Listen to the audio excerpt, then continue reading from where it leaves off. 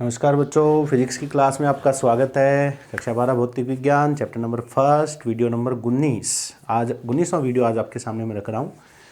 तो थोड़ा बड़ा चैप्टर है तो वीडियो बनेंगे, ज़्यादा बनेंगे, फिर न्यूमेरिकल भी हैं तो तकरीबन मेरे हिसाब से 25-30 वीडियो बन जाएंगे। और बाकी चैप्टर थोड़ा, क्योंकि पहले जो अपने आरबीएससी में जो चैप्टर था उसके 2 टुकड़े बंटे हुए थे, इसके अंदर वो दोनों टुकड़े एक साथ पढ़ने हैं आपको, ठीक है। यानी 2 चैप्टर एक साथ पढ़ने अपने को इसके अंदर, ठीक है। इस वजह से इसके थोड़े पार्ट्स ज़्यादा बनेंगे। तो कल की क्लास के अंदर मैंने आपको कल वाली क्लास भी थोड़ी बड़ी हो गई थी, 50 मिनट के आसपास की क्लास हो गई थी।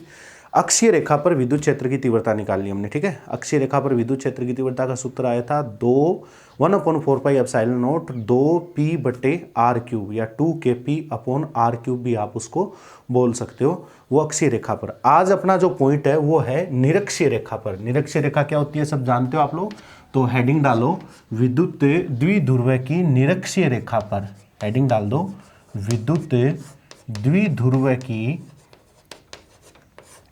निरक्षीय रेखा पर आपको क्या निकालनी है, विद्युत क्षेत्र की तीव्रता निकालनी है। वैसे निकालेंगे जैसे हमने कल निकाली थी। निरक्षीय रेखा पर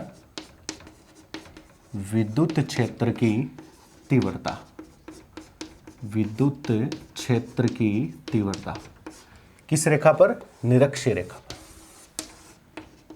ठीक है। अब वो थ्योरी आप लिख लेना, ठीक है, जो मैंने लास्ट क्लास में बताई थी। ये हमने चार्ज लिया था -q, ये मैं चार्ज ले रहा हूँ +q।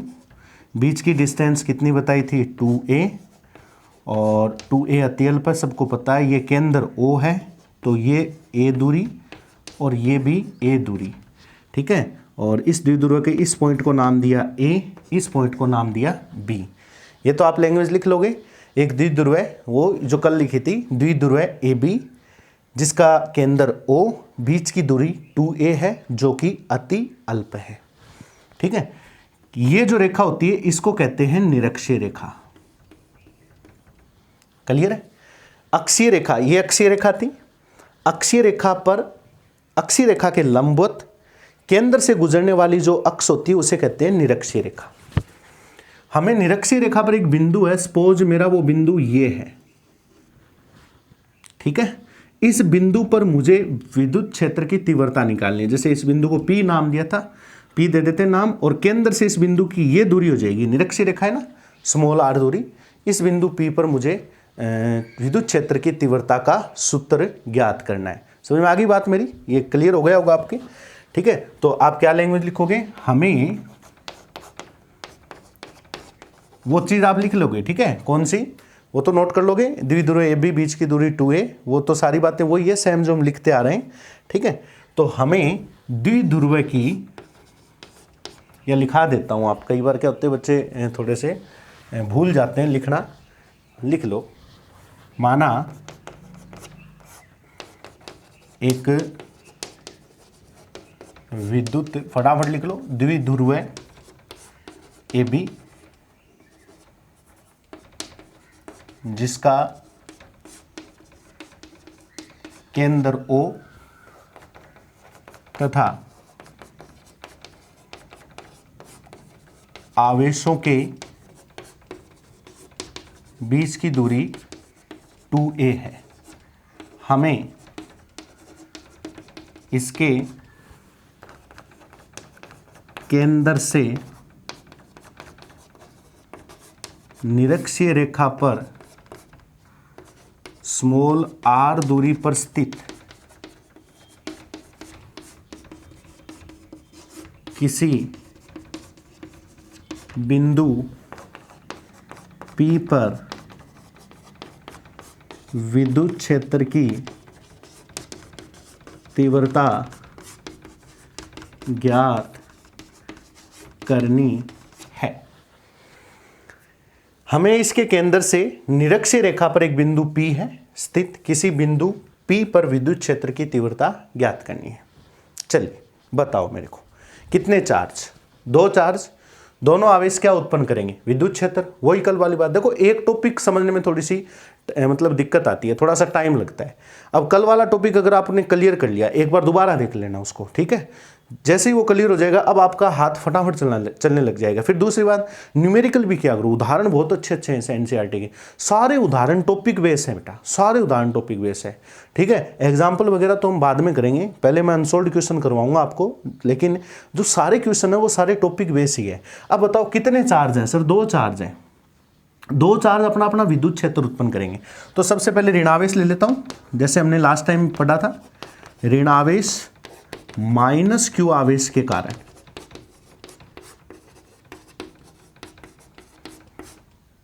बिंदु P पर उत्पन्न विद्युत क्षेत्र की तीव्रता, जिसको मैं क्या लिख देता हूं, E1 दैट इज ई। देखो दैट इज किसके बराबर आएगी बेटा, ये ऋणावेश, ये मेरा बिंदु P, ऋणावेश के कारण इस बिंदु P पर उत्पन्न विद्युत क्षेत्र की तीव्रता का सूत्र होता है 1/4 पाई एप्सिलॉन नॉट, आवेश मेरा Q है। अब बीच की दूरी का स्क्वायर आता है, तो इस आवेश और इस बिंदु P के बीच की दूरी ये होगी, आवेश और बिंदु के बीच की दूरी ये, यानी AP का स्क्वायर। समझ गए बात मेरी, AP का स्क्वायर, क्लियर। तो और दिशा और बताओ इसकी, ऋणावेश है, ऋणावेश के कारण विद्युत क्षेत्र बिंदु से यानी आवेश की ओर होता है, आवेश की ओर, यानी ये डायरेक्शन हो जाएगी इस E1 की। नहीं समझे बात मेरी, ये बिंदु P है, ये मेरा आवेश है, तो अंदर की ओर होता है ना विद्युत क्षेत्र आवेश का, ऋणावेश का, तो अंदर की ओर विद्युत क्षेत्र हो गया, आवेश की ओर, ये E1 हो गया, यानी इसकी दिशा हो जाएगी P से A दिशा में, P से A दिशा में, ये इसकी दिशा हो जाएगी, P से A दिशा में। अब मुझे एक बात बताओ, ये कोण कितना है सर, 90 है, क्योंकि लंबवती तो होती है इसके, अब निरक्षीय रेखा लंबवत होती है, ये दूरी R है ही, मेरे को ये दूरी चाहिए आवेश की बिंदु P से दूरी।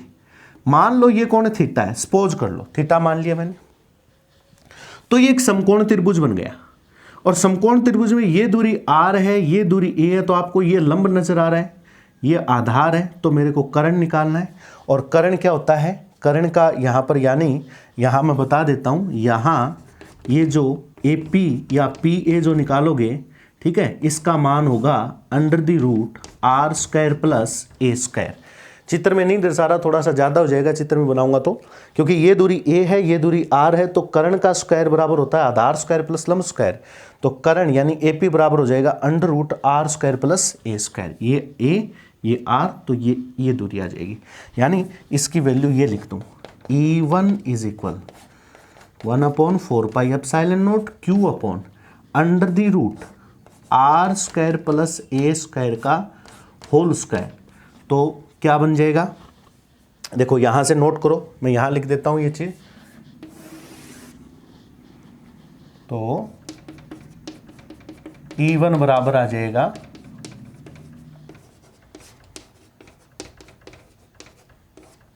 ये लो, ये E1 आ गया, क्योंकि √ और स्क्वायर कैंसिल हो जाती है ना, तो ये चीज बच जाएगी, ये E1 आ जाएगा, जिसकी दिशा क्या है, P से A दिशा में, P से A दिशा में, ये इसकी डायरेक्शन हो गई, और ये आ गई मेरी समीकरण नंबर 1। ठीक है, ये आ गया मेरा पहले चार्ज का इलेक्ट्रिक फील्ड। समझ में आया क्या, सेम चीज है, वही फॉर्मूला, दूरी चाहिए थी, ये दूरी एक त्रिभुज बनाकर, ये A है, ये R है ही, तो √R² प्लस A का स्क्वायर कर दिया, ये दूरी आ गई, इस दूरी का यहाँ मान रखा, स्क्वायर था, स्क्वायर और रूट कैंसिल हो जाते हैं, ये चीज़ बच जाएगी। ऋणावेश से इसलिए विद्युत क्षेत्र आवेश की ओर हो जाएगा, ऐसे आवेश की ओर विद्युत क्षेत्र हो जाएगा। ठीक है, ये आ गई अपनी समीकरण नंबर 1। आगे बढ़ते हैं, ऐसा ही अपना कौन सा चार्ज है, धनावेश है, इसलिए मैं थ्योरी हटा देता हूँ यहाँ से। चलिए ये थ्योरी मैं यहाँ से साफ करता हूँ, सूत्र जो इसको भी हटा देते हैं, क्योंकि इसका तो वो लास्ट रिजल्ट आ गया ना वहाँ पर। चलिए भी अब लिख रहा हूँ, इसी प्रकार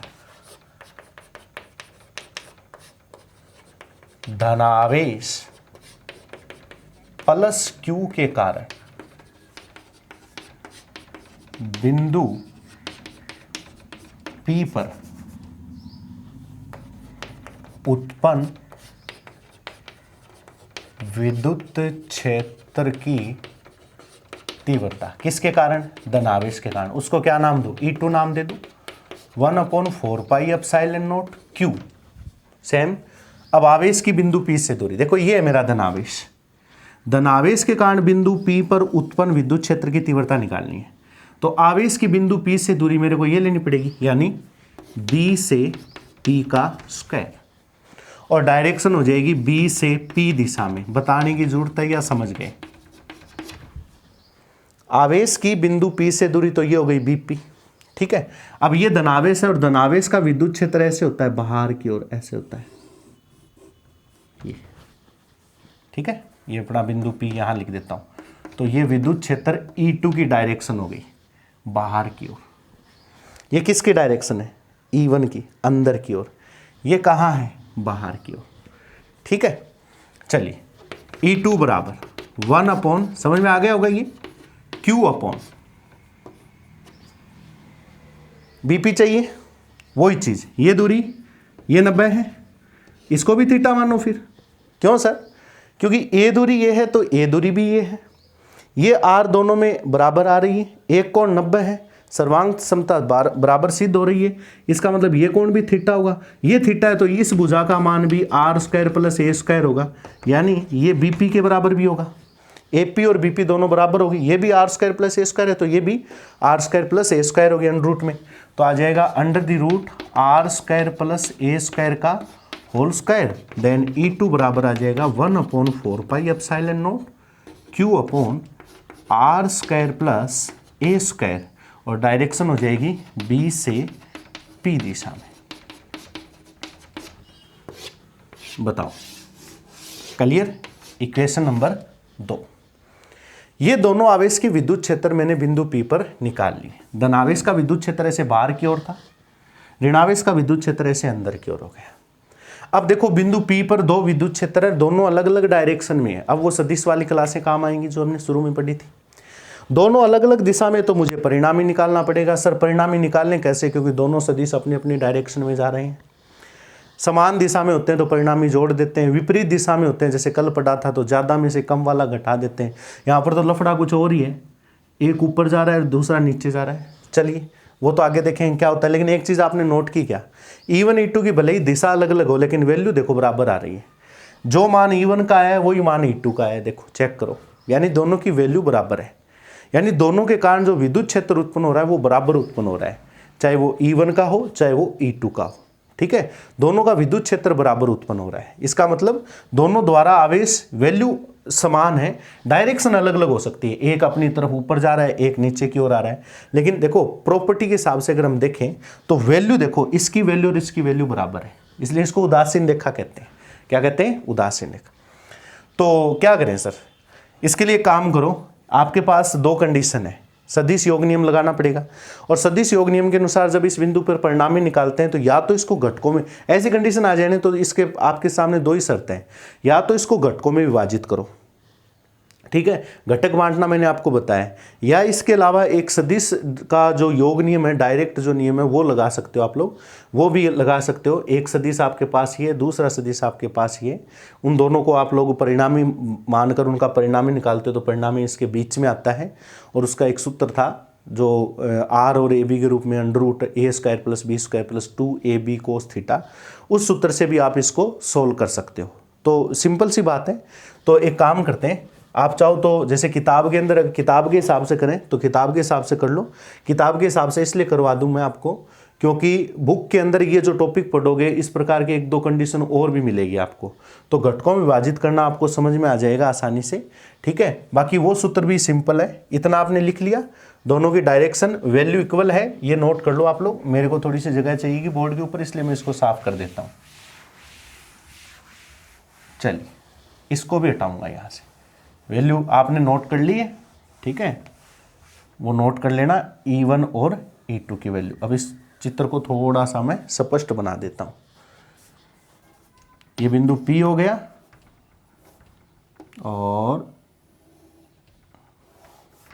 ये अपना ये हो गया E2 बाहर की ओर, ये E1। अब एक काम करो, घटक में बांटने के लिए आप एक रेखा खींच दो, यहां पर खींच दी, यहां एक नाम दे दो, जैसे सपोज एम दे दिया मेरी मर्जी से नाम। बेटा ये कोण थीटा है तो ये कोण भी थीटा होगा, देखो चेक करो, क्योंकि ये कांतर कोण बन गई। गणित कहते हैं ना, ये कोण थीटा है तो ये भी थीटा हो गया। और ये दो समांतर रेखाएं, ये देखो ये दो समांतर रेखाएं और ये एक तिर्यक रेखा है। जब दो समांतर रेखा होंगे, देखो ए बी एक समांतर, ए बी के समांतर एम पी बना दी मैंने, एम पी ये समांतर हो गई ना, और ये हो गई एक तिर्यक रेखा। जब समांतर रेखा होगा, तिर्यक रेखा जब काटती है तो उसके द्वारा अंतरित कोण भी बराबर होते हैं। तो ये कोण थीटा है तो इसके जस्ट ये जो कोण है ये भी क्या होगा, थीटा। समझ गए बात मेरी, ये थीटा है तो इसके संगत ये कोण भी क्या होगा, थीटा होगा। क्लियर। अब देखो, सबसे पहले मैं इस E1 को घटकों में बांट रहा हूं। किसको घटकों में बांट रहा हूं, E1 को। ठीक है, ध्यान देना, इसको भूल जाओ एक बार। ये E1 रहा, ये थीटा कोण रहा। E1 के दो घटक होते हैं, दोनों आपस में लंबवत होते हैं और दोनों घटकों के बीच में E1 आना चाहिए। तो मैं E1 का एक घटक तो ये लेऊंगा और दूसरा घटक मैं ये लेऊंगा। E1 की बात कर रहा हूं, सदिश E1 के दो घटक लेऊंगा, पहला घटक ये, दूसरा ये, दोनों देखो लंबवत है। क्लियर, यही क्यों लिए मैंने, और इन दोनों के बीच में E1 आ रहा है इसलिए लिए। जिसके साथ थीटा कोण बन रहा है वो घटक हो जाएगा E1 कोस थीटा, वो घटक क्या हो जाएगा, E1 कोस थीटा। और ये घटक हो जाता है E1 साइन थीटा। ये घटक क्या हो जाता है, E1 साइन थीटा। ऐसा मैंने आपको शुरू में भी बताया था, घटकों में विभाजित करना, यानी E1 के मैंने दो घटक ले लिए। ठीक है, अब बात करता हूं मैं E2 के। इस E2 के भी घटक बांटूंगा। ठीक है, E2 के घटक बांटने के लिए E2 के दो घटक होंगे, ऐसे लेने कि दोनों आपस में लंबवत हो। तो एक घटक तो मैं E2 का ये बना देता हूं और एक घटक ये बना देता हूं। इस और इसके बीच में देखो दोनों ये लंबवत है क्या, हाँ सर लंबवत है। और दोनों के बीच में E2 आ रहा है क्या, आ रहा है। जिसके साथ थीटा कोण बन रहा है, ये बन रहा है ना थीटा कोण, वो घटक तो हो जाएगा E2 कोस थीटा। जिस घटक के साथ थीटा कोण बनता है ना, उस घटक को कहते हैं E2 कोस थीटा। और ये हो जाएगा बचा हुआ E2 साइन थीटा। बताओ, इसके घटक का डिवाइडेशन समझ में आया, घटकों को बांटना। सदिश के अलग अलग सदिश थे, इनको घटकों में बांट लिया मैंने, E1 cos theta, E1 sine theta, E2 cos theta और E2 साइन थीटा। अब देखो यहां पर आप क्या लिखोगे कि यहां बिंदु P पर E1 व E2 अलग अलग दिशा में, अलग अलग दिशाओं में होने के कारण इन्हें घटकों में विभाजित करेंगे, जिससे इनके E1 साइन थीटा एवं E2 साइन थीटा घटक परस्पर समान तथा विपरीत दिशा में होने के कारण एक दूसरे के प्रभाव को निरस्त कर देंगे, जबकि E1 कोस थीटा व E2 कोस थीटा घटक एक ही दिशा में, पहले समझो, होने के कारण आपस में मिलकर बिंदु P पर परिणामी विद्युत क्षेत्र उत्पन्न करेंगे। देखो E1 और E2 को घटकों में क्यों बांटा, क्योंकि अलग अलग दिशाएं थी इसलिए मेरे को घटकों में बांटना पड़ा। और घटकों में बांटना आपको समझ में आ गया, किसी भी सदिश के दो घटक होते हैं, दोनों आपस में लंबवत होते हैं। लंबवत भी ऐसे लेना ताकि वो सदिश उन दोनों लंबवत घटकों के बीच में आ जाए। E1 को घटकों में बांटा तो E1 के दो लंबवत घटक लेकर उसको मैंने इस प्रकार लिए कि E1 बीच में आ जाए। ठीक, E2 को घटकों में बांटा तो E2 के घटक ऐसे लिए कि E2 उन दोनों के बीच में आ जाए। थीटा कोण जिस घटक के साथ बनता है वो कोस वैल्यू हो जाती है और साइन बचा हुआ घटक हो जाता है। अब आपने ये देखा कि समीकरण 1 और 2 आपने रजिस्टर में नोट कर रखी है। देखो समीकरण 1 और 2 के बारे में अभी बताया था, डायरेक्शन भले ही अलग है लेकिन वैल्यू समान है। तो यहाँ पर ये E1 और E2 की बात करें तो घटकों में वैल्यू लेते हैं अपने, ये E1 और E2 बराबर हैं। इसमें भी साइन आ रहा है, इसमें भी साइन आ रहा है, यानी E1 साइन थीटा और E2 साइन थीटा एक दूसरे के इक्वल है। लेकिन E2 साइन थीटा तो ऊपर जा रहा है और E1 साइन थीटा नीचे जा रहा है। ये होता है सदिश योग नियम, जिसमें परिणामी निकालने का तरीका समझा रहा हूं मैं आपको कि इसमें अगर आप लोग इनका परिणामी निकालोगे इन दोनों घटकों का तो क्या देखोगे कि एक घटक तो ऊपर है, एक घटक नीचे है। ठीक है, अब दोनों की वैल्यू बराबर है, जो वैल्यू इसकी है वही वैल्यू इसकी है, तो ये दोनों घटक एक दूसरे के प्रभाव को निरस्त कर देंगे।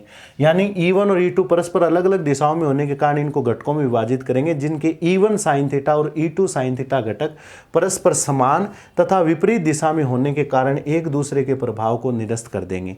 ठीक है, इनका तो हो गया हिसाब खत्म। ठीक है, अब बच गए घटक कौन से, ये दो घटक E1 कोस थीटा और E2 कोस थीटा। इस पर अगर आप ध्यान दोगे तो E1 कोस थीटा भी इस दिशा में है और E2 कोस थीटा भी इस दिशा में, मतलब P से M दोनों की दिशाएं समान है। जब दो समान दिशा में होते हैं तो परिणामी वो एक दूसरे से जुड़ जाते हैं, जुड़कर परिणामी बनाते हैं। तो ये लिखा हुआ है, जबकि E1 कोस थीटा व E2 कोस थीटा घटक एक ही दिशा में होने के कारण आपस में मिलकर बिंदु B पर परिणामी विद्युत क्षेत्र उत्पन्न करेंगे। इसलिए बिंदु P पर परिणामी विद्युत क्षेत्र की तीव्रता बताओ क्या आएगी, वो आ जाएगी E लिख दूं परिणामी को, और E1 cos theta plus E2 cos theta, क्योंकि ये दोनों घटक जुड़ जाएंगे। ठीक है, समान दिशा में ना, इसलिए जुड़ जाएंगे। जब समान दिशा में होते हैं वो घटक जुड़ जाते हैं, विपरीत होते हैं वो बराबर हैं तो कट जाते हैं, अदरवाइज ज़्यादा में से कम वाला घट जाता है। ये दोनों बराबर थे इसलिए कट गए ऊपर नीचे वाले, ये दोनों जुड़ गए, ये आ गया परिणामी। ठीक है, और परिणामी की दिशा क्या आएगी, इस परिणामी की दिशा आ रही है, देखो बहुत इंपॉर्टेंट है, P से M दिशा में, क्योंकि दोनों घटक इसी दिशा में ना, इसलिए P से M दिशा में परिणामी आ जाएगा। E1 भी इधर है, E2 भी इधर है, तो परिणामी भी इधर हो जाएगा। ठीक है, P से M, वो परिणामी मैं डायग्राम में बनाऊंगा। ठीक है, तो ये थ्योरी स्क्रीनशॉट ले लीजिए पहले इसका, मैं हटा रहा हूँ, फिर काफ़ी थ्योरी है ये और इतना लिखना पड़ेगा, और इतना नहीं लिखोगे तो परीक्षा के अंदर शॉर्ट में लिख देना, थोड़ा सा कई बार ज़्यादा हो जाता है। फिर फिलहाल यहाँ पर तो मेरे को समझाना भी है साथ साथ, इसलिए मैं पूरी थ्योरी लिख रहा हूँ। अगर परीक्षा में आए तो आप शॉर्ट में लिख देना, घटकों में बांटेंगे, ये घटक निरस्त हो जाएंगे, ये जुड़ जाएंगे आपस में, बस इतना लिख सकते हो। ठीक है, हटा दूँ थ्योरी। अब देखो यहाँ से क्या करना आपको, पहले तो चित्र में परिणामी बना दो, काम अपना हो गया, परिणामी निकाल लिया।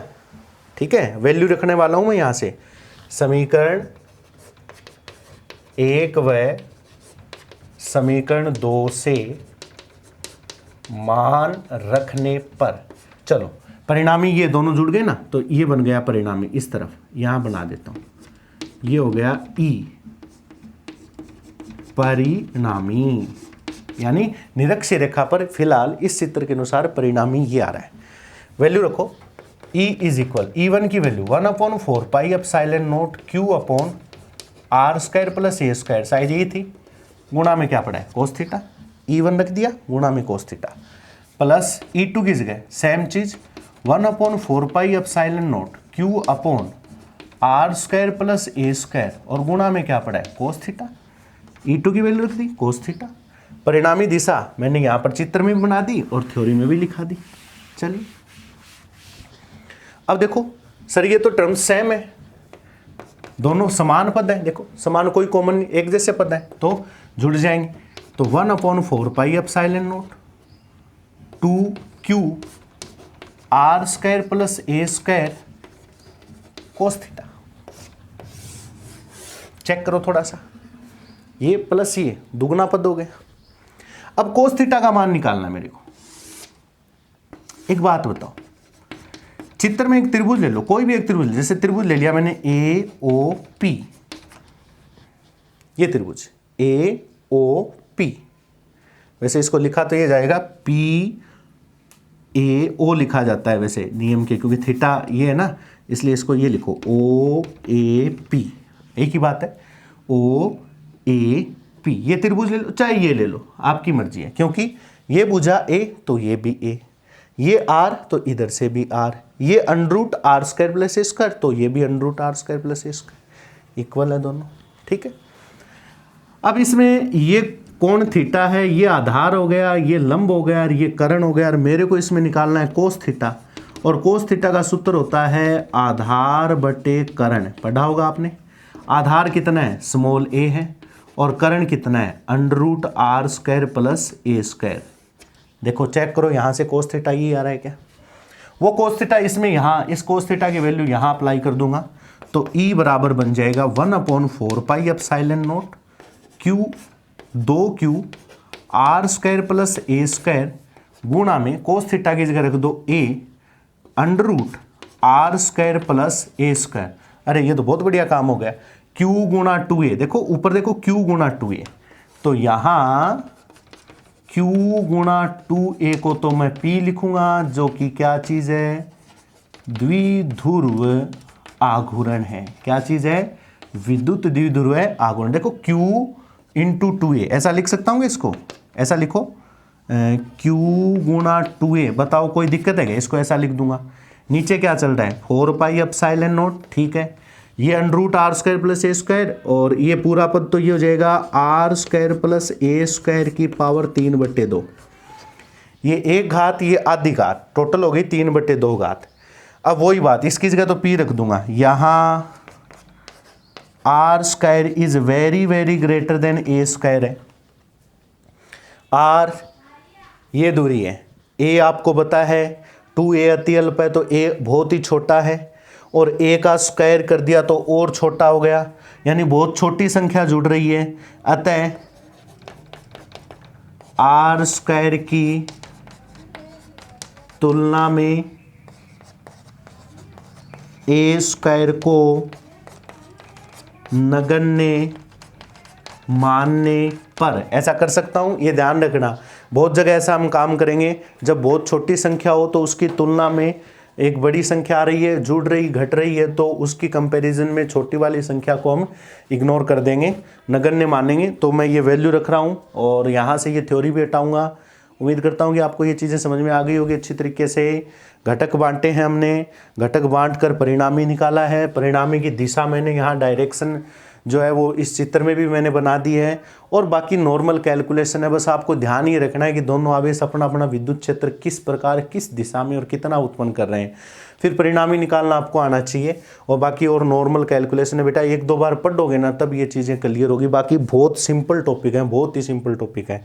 चलिए, अभी मैं पहली बार पढ़ रहे हो ना आप लोग, इसलिए थोड़ा सा ऐसा लग रहा है कि सर सिंपल कैसे है, काफ़ी बड़े बड़े टॉपिक है, ठीक है, लेकिन बहुत ही आसान है। 1-2 बार पढ़ लोगे तो ये चीज़ें आराम से क्लियर हो जाएंगी, ज़्यादा इसमें डाउट नहीं होगा, ठीक है। परीक्षा में भी बहुत आते हैं ये प्रश्न। ई बराबर इसकी जगह रख दिया मैंने P, नीचे चल रहा है 4 पाई एप्सिलॉन नॉट, देखो इसकी जगह P 4 पाई एप्सिलॉन नॉट, और ए स्क्वायर को नगण्य मान लिया, पावर 3/2 है, इसको नगण्य मान लिया, पावर 3/2 पड़ी है।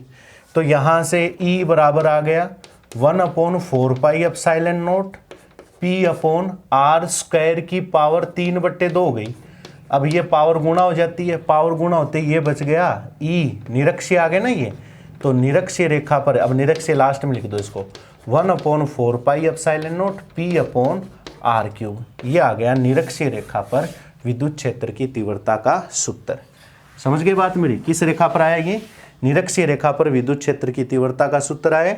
और इस सूत्र से आप ये भी लिख सकते हो कि सर निरक्षीय रेखा पर भी ये जो तीव्रता का सूत्र है ये दूरी के क्यूब पर डिपेंड कर रहा है, ठीक है। जैसे अक्षीय रेखा पर आया था, इसका हमने ग्राफ बनाया था आर के साथ, इधर विद्युत क्षेत्र ले लिया, वहाँ पर भी क्यूब था, यहाँ पर भी क्यूब है, क्योंकि निरक्षीय रेखा पर ये जो रिजल्ट आ रहा है वो क्यूब पर डिपेंड कर रहा है। जैसे जैसे निरक्षीय रेखा पर दूरी बढ़ती जाएगी उत्तर जो है तीव्रता जो है वो घटती जाती है।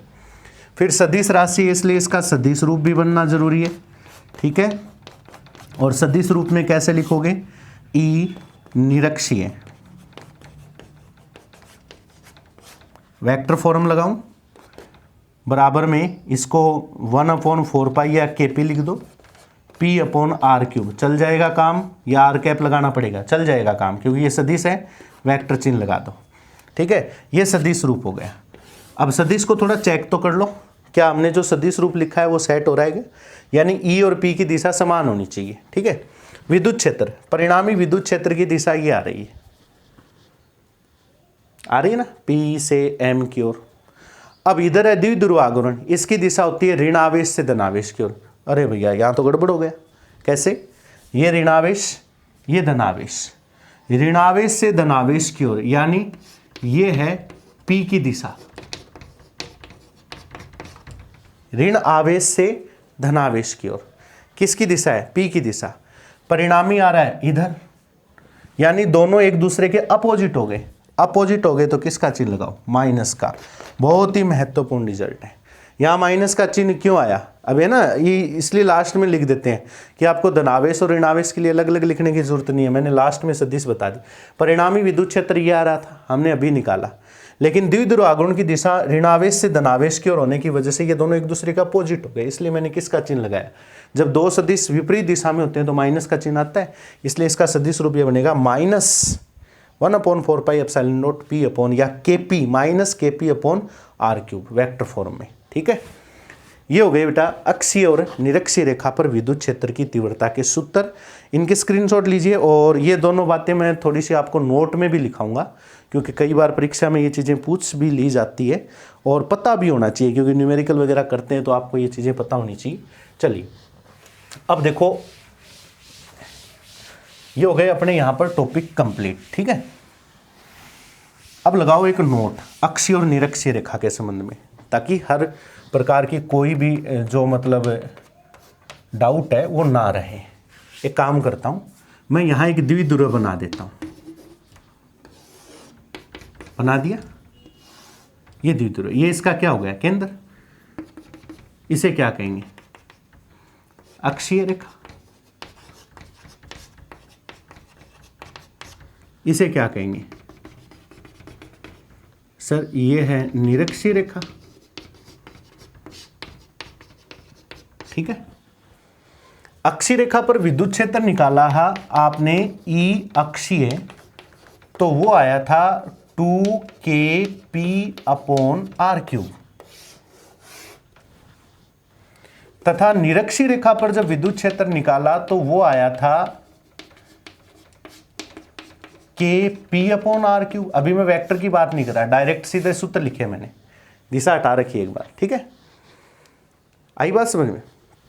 तो इन दोनों से एक रिलेशन निकल सकता है, क्या, साफ नजर आ रहा है, ई अक्षीय बराबर, अगर ये दो मैं यहां से छुपा दूं तो ये सूत्र जो है वो निरक्षीय का बन रहा है। देखो क्या रिजल्ट आया कि अक्षीय रेखा पर विद्युत क्षेत्र की तीव्रता का मान निरक्षीय रेखा से दुगना होता है। कन्फर्म सी बात है, दुगना होगा। और इसको आप ये भी लिख सकते हो, कई बार पूछ लिया जाए, ई अक्षीय अनुपात ई निरक्षीय अगर निकालना पूछे तो उत्तर आएगा 2:1। यानी कई बार निरक्षीय रेखा पर विद्युत क्षेत्र दे दे, अक्षीय पर पूछ ले तो डायरेक्ट दुगना कर देना, ठीक है। एक तो ये चीज ध्यान रखनी है। नंबर 2 बात, अभी एक बात बताओ, ज्यादा विद्युत क्षेत्र किस पर है सर, अक्षीय पर है। कन्फर्म सी बात है, कितना है, निरक्षीय का 2 गुना है, 2kp/r³। ये है अक्षीय रेखा। और यहां कितना है निरक्षीय पर, निरक्षीय पर है सर kp/r³, ये निरक्षीय पर है। यानी ये तो तय हो चुका है कि विद्युत का प्रभाव सबसे ज्यादा अक्षीय रेखा पर है, ठीक है। निरक्षीय रेखा पर प्रभाव उससे जस्ट आधा है, आधा प्रभाव है निरक्षीय रेखा पर, और अक्षीय रेखा पर उसका जस्ट दुगना प्रभाव है, ठीक है। सदिश रूप में अगर आप देखते हो तो सदिश रूप में नोट में ये बातें हैं ना, ये ध्यान रखना। ई अक्षीय रेखा का जब आपने वेक्टर फॉर्म लिखा था तो वो ये लिखा था 2kp/r³ और वेक्टर फॉर्म में ये चिन्ह लगाया आपने। इसका अर्थ था यहां ई अक्षीय यानी ई की दिशा तथा पी की दिशा समान थी। जिस दिशा में ई था उसी दिशा में पी था, मतलब अक्षीय रेखा पर ई और पी की डायरेक्शन समान होती है।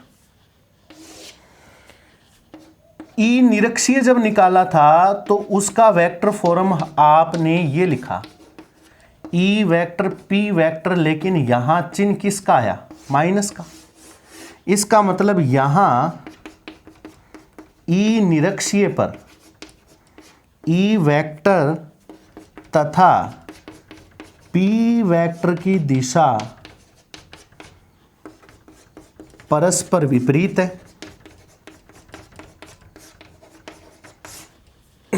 ये बात मैंने हालांकि आपको टॉपिक वाइज भी समझा दी है अलग अलग।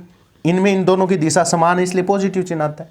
इसमें दिशा अपोजिट है, विद्युत क्षेत्र और द्विध्रुव आघूर्ण एक दूसरे के विपरीत होते हैं इसलिए माइनस का चिन्ह आता है। ये बात मैंने नोट भी करवा दी।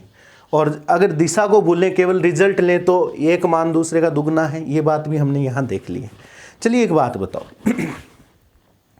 आपने अक्षीय रेखा वाला टॉपिक पढ़ा हुआ है ना, ध्यान देना, अक्षीय रेखा वाला टॉपिक पढ़ा आपने, ठीक है। शायद यही डायग्राम हमने बनाया है, यही डायग्राम अक्षीय रेखा में बनाया, ये डायग्राम निरक्षीय रेखा में है। ध्यान देना, अक्षीय रेखा का परिणामी विद्युत क्षेत्र ये बसता है, ई अक्षीय की डायरेक्शन ये आई थी। आप रजिस्टर में भी चेक करो, चाहे आप सर ये धनावेश यहाँ ले लूँ ये ऋणावेश यहाँ ले लूँ तो कोई फर्क नहीं पड़ेगा, बस दिशा उसके हिसाब से एडजस्ट हो जाएगी। तो अक्षीय रेखा पर जो ई की दिशा है वो ही पी की दिशा है, मतलब ई इस दिशा में ना तो पी भी इसी दिशा में। ये अक्षीय रेखा की बात चल रही। निरक्षीय रेखा वाला अभी अभी पढ़ा था सर, निरक्षीय रेखा पर इस चित्र के अनुसार ये माइनस ये क्यू अभी अभी बनाया था, परिणामी विद्युत क्षेत्र ये आता है। बिल्कुल भाई सही है, यही पढ़ा है, अभी अभी मैंने हटाया चित्र। परिणामी विद्युत क्षेत्र ये है, जबकि P यही रहेगा क्योंकि P की दिशा ऋणावेश से क्या होती है? धनावेश की ओर होती है। समझ गए? ये दोनों एक दूसरे के अपोजिट थे निरक्षीय रेखा पर, इसलिए ये विपरीत दिशा में मैंने यहां इस डायग्राम में बना दिया। अब देखो ध्यान दो, सर विद्युत का प्रभाव सबसे ज्यादा कहां है? विद्युत का प्रभाव तो सबसे ज्यादा यहां है अक्षीय रेखा पर। कितना? निरक्षीय का जस्ट दुगना। इस पर जो प्रभाव उसका जस्ट दुगना वैल्यू यहां है अक्षीय रेखा पर। अक्षीय रेखा पर जो विद्युत क्षेत्र है वो इस दिशा में है, ठीक है। विद्युत का प्रभाव इस दिशा में, इस दिशा में। और विद्युत का प्रभाव, ध्यान दो, अब मैं पॉइंट पर आऊंगा। विद्युतीय प्रभाव प्रदर्शित करने के लिए एक भौतिक राशि पढ़ी थी और कल की क्लास में मैंने शुरुआत में बताया था, विद्युतीय प्रभाव का अध्ययन जिस भौतिक राशि से करते हैं उसे कहते हैं द्विध्रुव आघूर्ण। विद्युतीय द्विध्रुव आघूर्ण, विद्युतीय प्रभाव का अध्ययन किया जाता है। और विद्युतीय प्रभाव इसका ये जा रहा है, ये, ठीक है। और ये प्रभाव अगर देखें तो ऋण आवेश से धन आवेश की ओर जा रहा है, ठीक है। और विद्युत का प्रभाव ऋण आवेश से धनावेश की ओर जा रहा है, इसीलिए P की दिशा नेगेटिव से पॉजिटिव की ली जाती है, नेगेटिव से पॉजिटिव की ओर। समझ गए? क्योंकि सबसे ज्यादा प्रभाव अक्षीय रेखा पर है। अक्षीय रेखा पर जो E की दिशा है वो ही P की दिशा है। अक्षीय रेखा पर जो E की दिशा है, अक्षीय रेखा पर जो E की दिशा है वो ही P की दिशा है। और E की दिशा क्या है? ये है, तो P की दिशा भी ये होगी। शाब्दिक अर्थों में ऋण आवेश से धन आवेश की ओर, ऋण आवेश से। इसलिए मैंने P की डायरेक्शन आपको वहां डायरेक्ट याद कराई थी कि एक बार उसको रटा लगा लो, नेगेटिव से पॉजिटिव की ओर क्यों होती है, उसका रीजन ये है, ठीक है। इसलिए मैंने ये चीज आपको यहां नोट करवाई है। निरक्षीय रेखा पर प्रभाव तो है लेकिन अक्षीय का आधा है, ठीक है। इसलिए निरक्षीय रेखा पर ये दोनों एक दूसरे के अपोजिट रहेंगे, क्योंकि P की दिशा उस P क्या है, विद्युतीय प्रभाव, तो P का पलड़ा विद्युत का प्रभाव कहां, अक्षीय रेखा पर उसी तरफ रहेगा। तो P तो भैया बदलेगा नहीं, P तो इसी तरफ रहेगा, ठीक है। और निरक्षीय रेखा पर E इधर आ जाता है, इसलिए ये अपोजिट होने की वजह से माइनस का चिन्ह आता है, ठीक है। ये चीज समझ में आ गई होगी आपको शायद मेरे हिसाब से। अक्षीय रेखा और निरक्षीय रेखा वाले टॉपिक हैं और बहुत ही महत्वपूर्ण पॉइंट है बेटा, इनको अच्छी तरीके से नोट कर लेना। और अपना जो नेक्स्ट पॉइंट होने वाला है, ठीक है, आज की क्लास में इतना ही पढ़ेंगे अपने, ठीक है। बाकी क्योंकि अगला जो टॉपिक है थोड़ा सा समय लेगा, इसलिए थोड़ा सा बड़ा हो जाएगा वीडियो। तो अगली क्लास का जो पॉइंट होगा उसमें हम क्या करेंगे, इस द्विध्रुव को एक विद्युत क्षेत्र में रखेंगे, इस पूरे द्विध्रुव को उठाकर, ठीक है। वो होगा अपना, और कैसा विद्युत क्षेत्र, एक समान विद्युत क्षेत्र, एक जैसे विद्युत क्षेत्र में इस द्विध्रुव को रखेंगे, तो देखेंगे उससे क्या प्रभाव पड़ता है उस पर। तो अगली क्लास में फिर मिलेंगे बेटा, और तब तक अक्षीय रेखा और निरक्षीय रेखा इतने ज़बरदस्त तरीके से तैयार कर लो, क्योंकि ये सेम टॉपिक, सेम एग्जाम्पल, सारी चीज़ें एक जैसी है। कई बार परीक्षा में इनका पर्सन आ जाता है तो बहुत बेनिफिट होगा आपको। तो नेक्स्ट क्लास में फिर मिलते हैं, अच्छी तरीके से नोट करना, नोट्स बना लेना, थ्योरी मैंने सारी लिखी है। तब तक के लिए धन्यवाद।